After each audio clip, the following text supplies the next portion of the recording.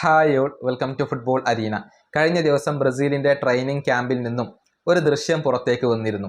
അതായത് ബോളുമായി മുന്നേറുന്ന എൻട്രിക്കിനെ പിറകിൽ നിന്നും കടുത്ത ടാക്കിളിലൂടെ വീഴ്ത്തുകയാണ് കാസമിറോ ചെയ്യുന്നത്. അത് വളരെ ഡേഞ്ചറസ് ആയ ഒരു ടാക്കിളായിരുന്നു. എൻട്രിക്കിന് പരിക്ക് പറ്റാനുള്ള ഒരു സാധ്യത അവിടെ ഉണ്ടായിരുന്നു.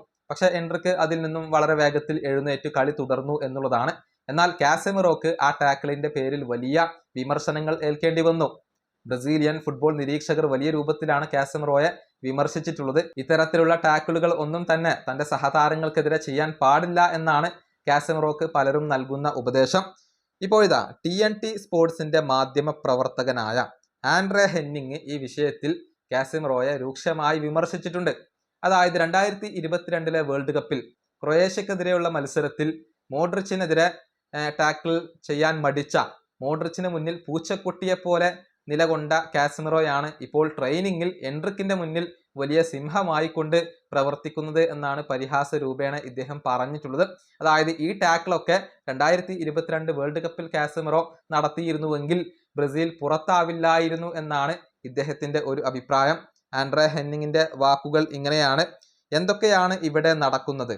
ആദ്യം എൻട്രിക്കിനെ അപമാനിക്കുന്ന തരത്തിലുള്ള ഒരു പ്രസ്താവന കാസമിറോ നടത്തി. ഇപ്പോൾ ട്രെയിനിങ്ങിൽ അദ്ദേഹത്തിന് കടുത്ത ടാക്കിൾ നേരിടേണ്ടി വന്നിരിക്കുന്നു. ഇതൊരിക്കലും നല്ല തീവ്രതയുള്ള ട്രെയിനിങ് അല്ല, മറിച്ച് അപകടം നിറഞ്ഞ ഒന്നാണ്. 2022 വേൾഡ് കപ്പിൽ മോഡ്രിച്ചിനെതിരെ ടാക്കിൾ ചെയ്യാൻ മടിച്ച് പൂച്ചക്കുട്ടിയെ പോലെ നിന്നവനാണ് കാസമിറോ. ഇപ്പോൾ എൻട്രിക്കിന്റെ മുന്നിൽ അദ്ദേഹം വലിയ സിംഹമാണ്. ഇതാണ് കാസമിറോയെ പരിഹസിച്ചുകൊണ്ട് ഹെന്നിങ് ഇപ്പോൾ പറഞ്ഞിട്ടുള്ളത്. അതായത് ആവശ്യമുള്ള സമയത്ത് ഇത്തരത്തിലുള്ള ടാക്കിളുകൾ ഒന്നും ഉണ്ടാവില്ല, മറിച്ച് എൻട്രിക്കിന്റെ മുന്നിൽ അദ്ദേഹം വലിയ ആളാവാൻ നോക്കുന്നു എന്നൊക്കെയാണ് ഇപ്പോൾ ഹെന്നിങ് പറഞ്ഞിട്ടുള്ളത്. നേരത്തെ എൻട്രിക്കിനെ കുറിച്ച് കാസമിറോ പറഞ്ഞ ആ ഒരു സ്റ്റേറ്റ്മെന്റ് വലിയ രൂപത്തിൽ വിവാദമായിരുന്നു.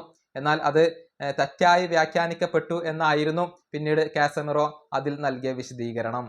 ഈ വീഡിയോ അവസാനിപ്പിക്കുന്നു. അടുത്തൊരു വീഡിയോയിൽ കാണാം.